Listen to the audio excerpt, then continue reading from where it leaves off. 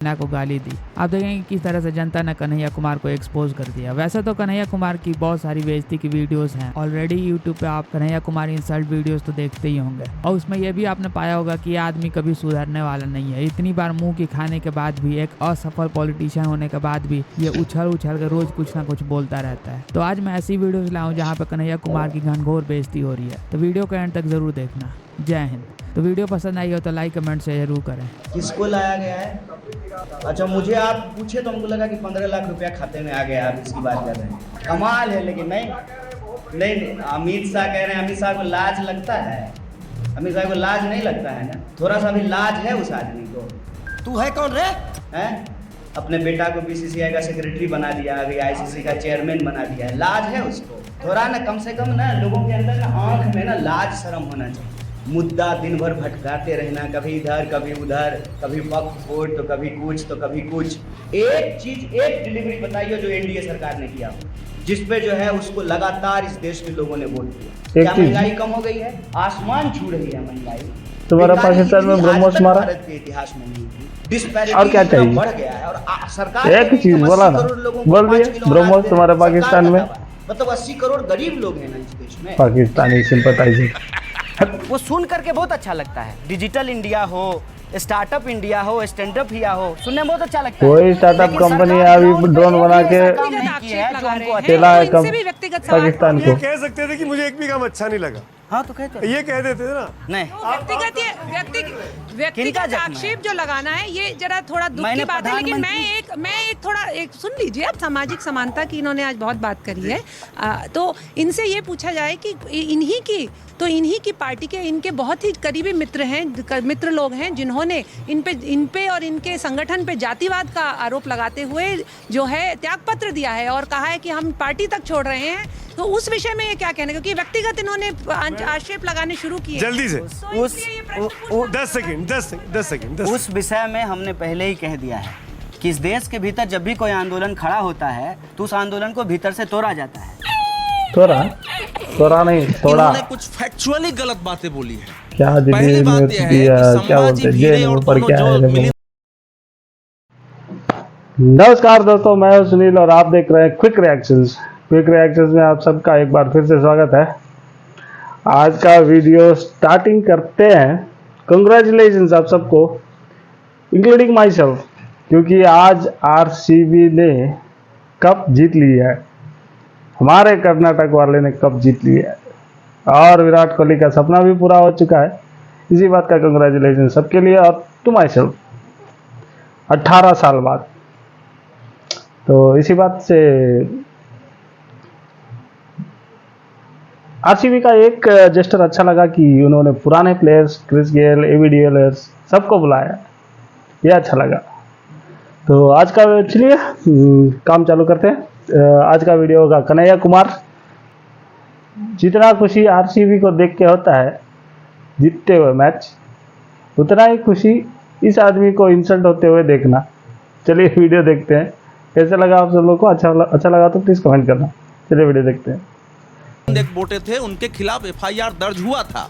Milind Ekbote arrest हुआ था। जब पुलिस को जांच में इनके खिलाफ कुछ मिला ही नहीं, जांच में जब माओवादियों के हाथ स्पष्ट होने लगे तो पुलिस उनको गिरफ्तार कैसे करेगी? अगर आपको शक है तो उनके खिलाफ इतने वकील हैं, उन दोनों के खिलाफ मुकदमा करना चाहिए। एक बात, अर्बन माओइस्ट सबसे पहले 2004 में आया था जब माओइस्टों का एक डॉक्यूमेंट पकड़ाया था अर्बन पर्सपेक्टिव करके, उसमें डिटेल था कि हम अर्बन। जवाब दिए। आप कह रहे हैं कि अर्बन नक्सल पे मुकदमा हो रहा है, ये कह रहे हैं कि अर्बन नक्सल तो टर्म एग्जिस्ट करती है, साईं बाबा की वजह से साबित हो गया।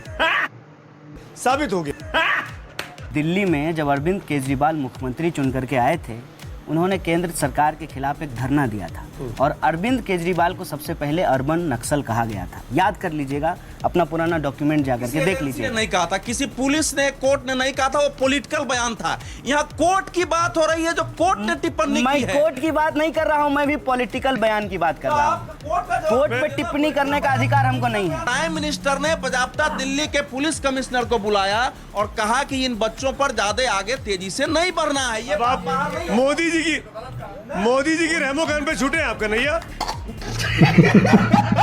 अवधेश जी कह रहे हैं कि मोदी जी के रहमो खान पे आप बाहर आए।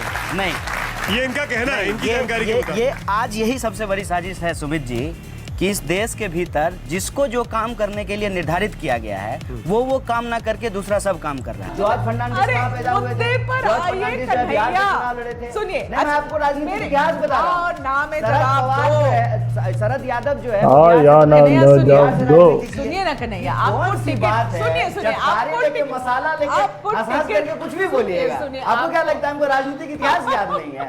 आपको जो पढ़े लिखे आदमी है, राजनीतिक इतिहास मैं तो गुजरात में पैदा हुए थे। आप LK आडवाणी गुजरात में पैदा हुए थे। इज्जत कर रही हूं अटल इस बिहारी बात वाजपेयी की। लखनऊ में पैदा हुए थे। सुनिए ना कन्हैया, यार मेरे को स्मृति सवाल ही ईरानी पूछने स्मृति दे ईरानी रहे हो अमेठी में आप पैदा यार। हुई थी। सुनिए, हार गए ना, बाकी लोग जीत गए थे। अच्छा क्या हो सुनिए, गया अब मेरी हार बात गए तो? सुनिए, मेरी बात सुनिए। हारने में क्या बुराई है? कौन चुनाव नहीं हारा हमको बताइए?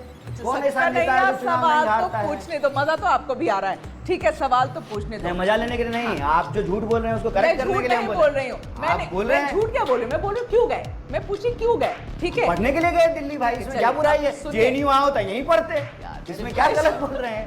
सवाल सुन लोगे पहले मेरा। सवाल ये है कि क्या ये सच है कि लालू प्रसाद ने ये कंडीशन रख दी थी कि कन्हैया कुमार बिहार से नहीं लड़ेगा क्योंकि आप डायरेक्टली तेजस्वी के कंटेंशन कॉम्पिटिशन में आ जाते। इस पे आपके पास क्या प्रमाण है? बंद करो हाथ जोड़ के। मैं हॉस्टल में कहाँ AC होता है? हम बोले हॉस्टल में AC नहीं होता है, लेकिन लाइब्रेरी में AC होता है, स्टडी रूम में AC होता है। देखिए हमारी हालत ये है कि हमको इस स्थिति में पहुंचा दिया गया है कि हम विश्वास ही नहीं कर पाते हैं कि ऐसा इस धरती पर संभव है। बताइए, कमीशन वाली सरकार उसके परमिशन का इंतजार करेगी। कहाँ चाहिए भाई तुझे AC? ये तो बता दे। कहीं जाने के लिए वीजा लगेगा?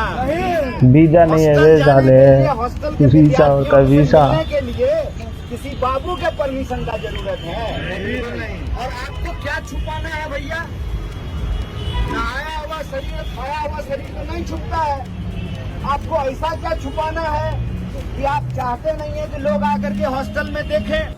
दोगले की औलाद ये कौन सी फिल्म लाया है? उन्होंने आपसे एक सवाल पूछा है और वो सवाल मैं चाहती हूँ आज इस मंच से आपको दिखाऊं भी। जो सवाल है साउंड बाइट सुनाऊं भी और फिर जवाब लूं भी। कन्हैया कुमार सुनते हैं। तो मनोज तिवारी जब मेरे ऊपर सवाल उठाएंगे तो सीधा जो है जयशाह के पिताजी पे ऊपर चला जाएगा, क्योंकि गृह मंत्रालय तो उनके पास है ना, मेरे पास तो है नहीं। मेरे चाचा जी तो है नहीं गृह मंत्रालय में, गृह मंत्री तो है नहीं, ये तो वही बैठे हुए हैं। तो ये सवाल उनके ऊपर चला जाएगा। पता नहीं वो क्यों ये सवाल पूछ रहे हैं। अगर इतने सबूत हैं तो कन्हैया कुमार पर एक्शन क्यों नहीं हुआ, क्यों जमानत नहीं हो ही रहा है? केस चल रहे हैं, केस का डिसीजन आएगा, होगा। सारे सेना को गाली देने का केस चल रहा है, ये जो नारे हैं ये भी केसेस चल रहे हैं। वो डिनाई कर रहे हैं, डिनाई करते हैं।